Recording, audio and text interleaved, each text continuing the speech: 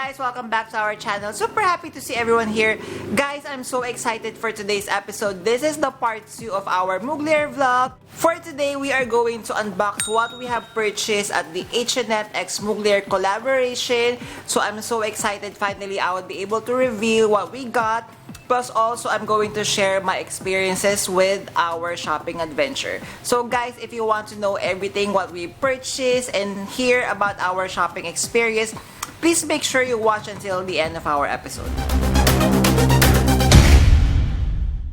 Hi guys, Ron here, Soaking Budgetarian Fashionista. I publish vlog every Wednesdays and Saturdays about ladies, about fashion. I do luxury shopping vlogs, hauls and unboxings. I also do bag reviews and provide styling tips.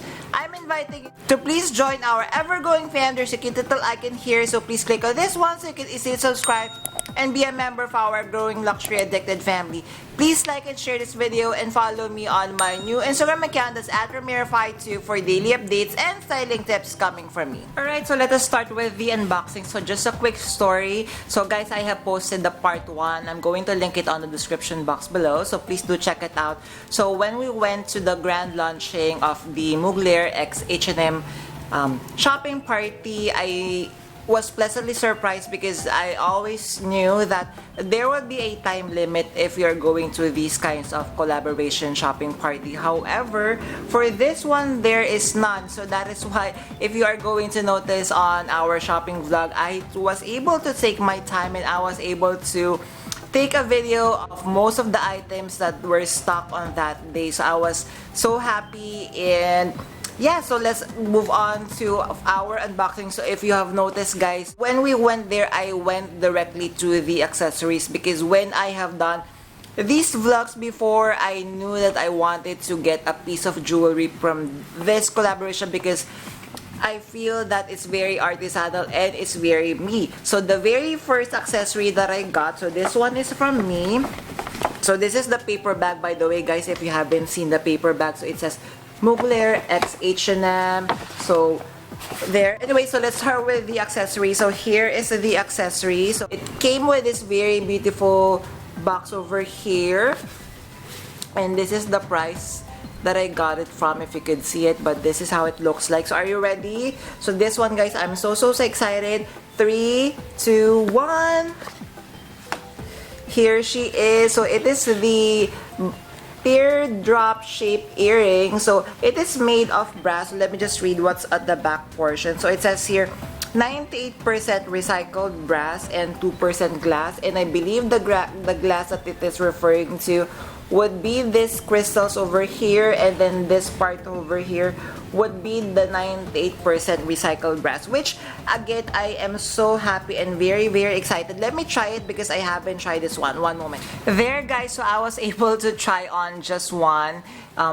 They package it really nicely. So anyways guys, also inside the box I have the paperwork over here. So when I have removed this, so hope you could see it guys. What do you think? Please comment down below. So as mentioned earlier, the composition of this costume jewelry is 98% brass and 2% glass. The glass would be the crystal over here. I super love the design. It's very edgy. It's so modern. It's so me. That's why, as mentioned earlier, I gravitated instantly to the jewelry on the Mugler x H&M collaboration, and I knew I had to get this or the gold one. Unfortunately, gold accessories can nowhere be found on this collaboration. So I would also like to note here, if I could put some photos, close-up photos here when I have seen the back portion of these earrings.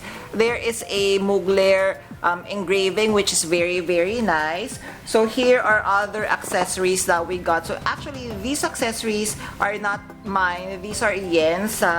This is the one that I really wanted, and I told him to get these because again the prices are so good. The craftsmanship in the material that they have used is also wonderful. So this one, it's again 100% recycled brass. So here is the box, smaller than the first one. So this is mine. So this is Yen's, and what's inside is 3, 2, 1.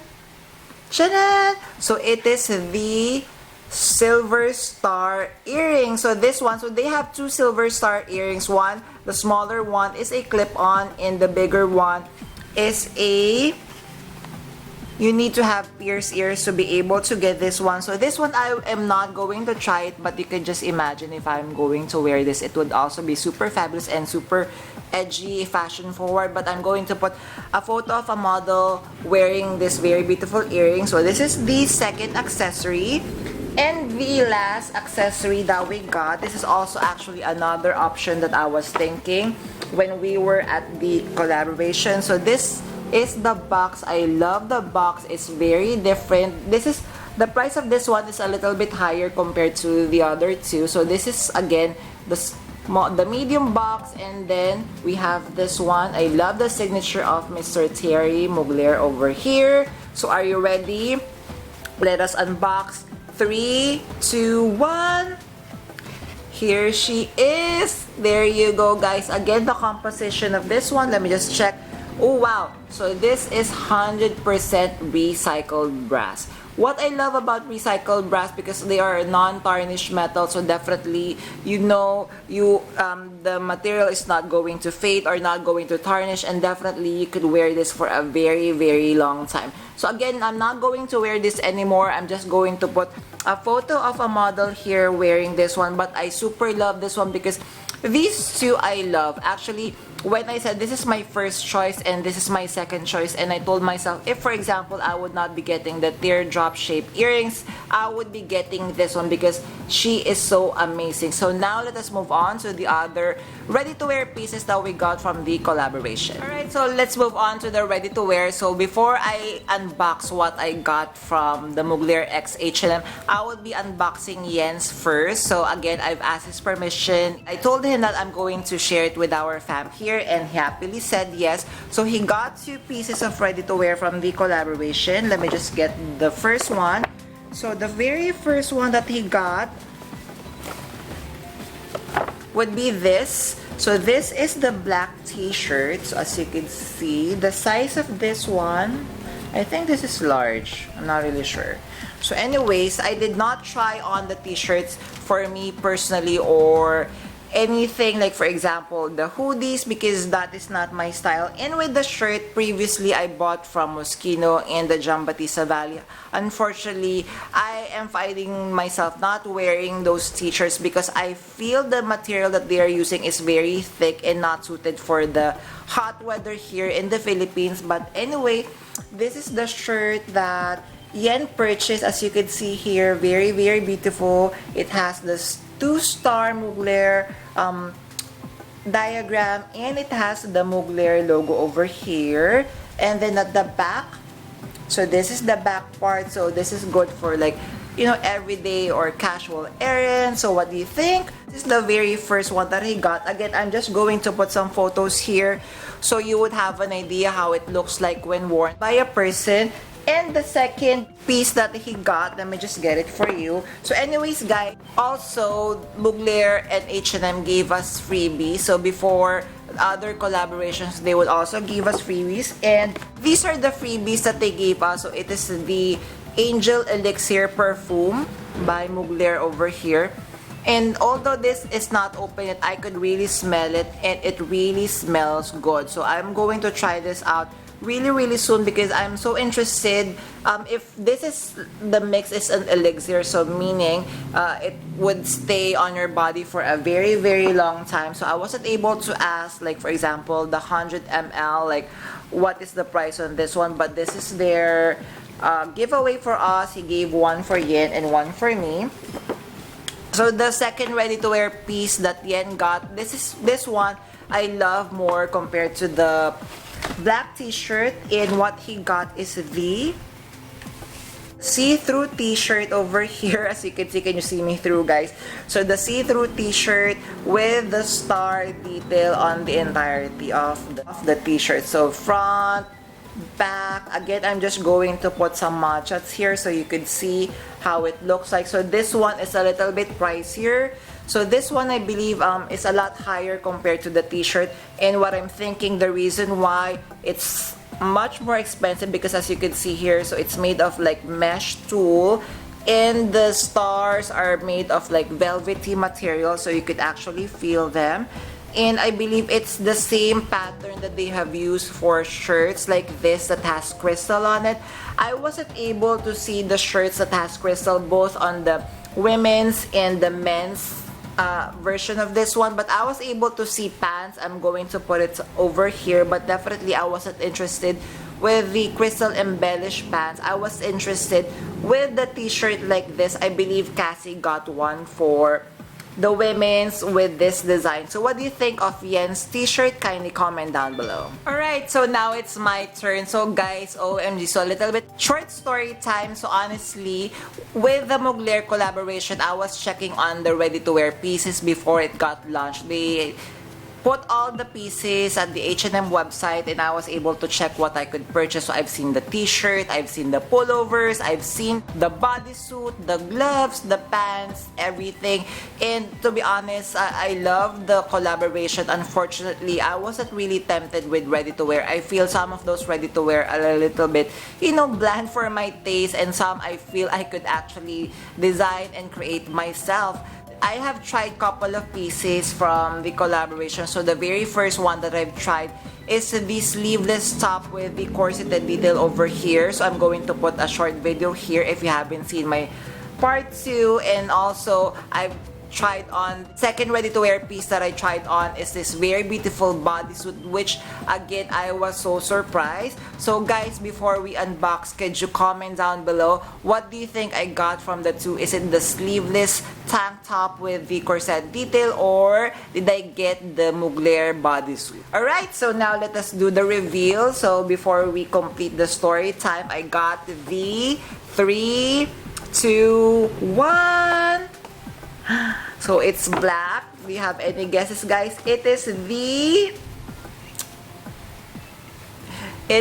the cut-out bodysuit. Yes, guys. So this is the one, the perfect one that I tried. Again, I'm going to put a short video here of me trying this on. Guys, this is such a beautiful surprise. I never expected that I would fall in love with this one, because to be honest, when I put this on my basket, I was just telling myself, okay, let me just try this one out for fun. Like, I never expected that when I have tried the size 38, so this is the size 38, the fit is so good. It fits like a well-fitted gloves, guys. To be honest, I feel cinched in. I feel everything is so perfect. Then I tried on also the size 42. Unfortunately, the size 42, it's so much bigger because these are the last 2 pieces left on the store, and we arrived at the store. It opened around 10 in the morning. We arrived at least 11 to 12 noon, and this is the last piece and the size 42. So when I have tried the size 42, there are like extra fabrics over here, which I feel, and then you could see the creasing of the mesh material, and it's not so tight. It is okay, but I told myself, if you are going to purchase a Mugler bodysuit, then definitely you would need to be so fitted and so cinched and so tight. So that is why when I have shown this to Yen and the other staff, the other ladies who were also doing their fitting, they said that I should get this one. And of course, it is such a mortal sin if I would be leaving this, because of course, the price of this one is so good, guys. I'm sure you already know how much this is. So again, I'm going to put a photo here of what it looks like on me. So that's why when I got this one, I know that I would be able to pull this off. So the back detail, guys, here is the back detail. So I was able to show this on our fitting. So it has the star detail, the Mugler zipper, and then on the inside, so here is the logo over here. And this is also the first time that I'm wearing a bodysuit like this. And then at the bottom part, because this is for women's, guys, it has a snap over here at the bottom part. But I didn't mind that I was purchasing from the woman because it really looks so good, guys. So I'm so happy with the purchases that I got from the Mugler x H&M collaboration. There, so guys, what do you think of our pieces that we got from the Mugler x H&M collaboration? Personally, I am so happy. I'm so elated. I feel that I got the best things from the collaboration and that I never expected. So firstly, I got this earring. So I never mentioned earlier, this earrings is a little bit heavy. I feel it's the same weight as my Zara earring, but that is okay. I'm fine with heavy earrings, and that makes the earring looks more luxurious. And then of course, when I got this bodysuit, I'm so excited that I would be waiting for that perfect fashion moment to be able to wear this out. And I feel that honestly, you could wear this in so many events and style this so many different ways. So like for example, just wear it as it is plus pants, and then you could wear this, you know, as the inner bodysuit, and then you could wear a jacket, anything that you like, and you could layer these pieces. That is why I felt H&M and Mugler did such a wonderful collaboration this year. And guys, I would love to hear from you. So did you visit the Mugler x H&M collaboration? Please comment down below what do you think of this collab and what are the pieces that you got. I hope you got the pieces because this is a once in a lifetime collaboration, and it would be such a missed opportunity if you are going to miss out. So hope you enjoy our episode for today. Before we end our episode, I'm inviting everyone to please join our ever-growing fam by clicking this cute little icon here. So please click on that one so you can easily subscribe and be a member of our growing luxury addicted family. Please like and share this video and follow me on my new Instagram account that's at Ramir52 for daily updates and silent tips coming from me. A million thank you for staying with me in today's episode. I'm going to leave a couple of videos here for you to check out. Please stay safe. I'm going to see each and every one of you soon. Bye!